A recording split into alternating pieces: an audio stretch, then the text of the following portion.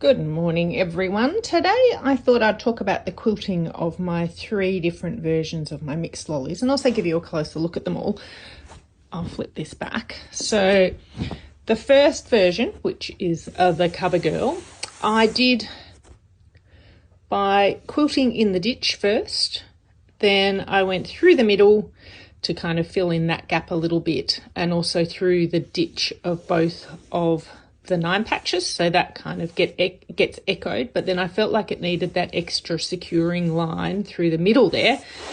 Then I decided to follow the diagonal background both sides, and then I added the extra line through here, so you get that kind of cross mark happening in the middle of each square, which I really like. So if you can see on the back there, it's not overly quilted, it's a nice kind of grid. The next version with the Liberty, isn't this fabric gorgeous?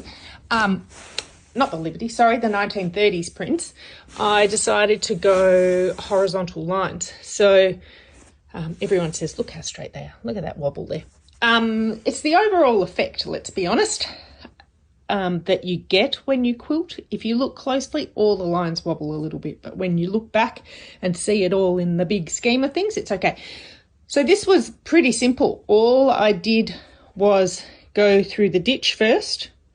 So I went in all the ditches first as the first pass, working from the centre out to the right. Then I turned it around and worked from the centre out to the right. And that's going from top to bottom. I don't start in the middle, I go from top to bottom. But I find if you do big gaps to begin with to secure your quilts in position, it's almost like basting by machine, and then you go back and fill in. So with this one, because the gaps were quite big, I used this one. I definitely just eyed in here and here. No, I didn't use any tools for marking on this one, I'll be honest. Yeah, I just went in the middle of those because I'd done the lines through here first, and then I went in between. So it was all done by eye. Then the final one I did was the Liberty version.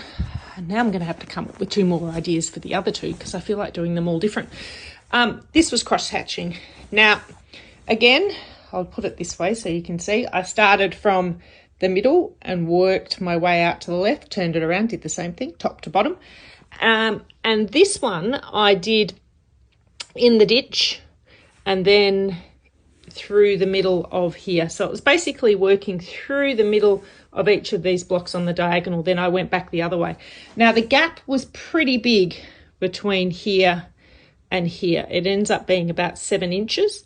So I was going to mark with a Hera marker, but I kind of kept getting put off because it doesn't go through the tip of here. It comes through a little bit. So I ended up using my guide bar on my walking foot, and that gives you exactly right to the edge was 3.5 inches. So it meant I could guide bar it to here. So I did that middle line, and then I just came through and eyed that next one. So that's the 3 different versions.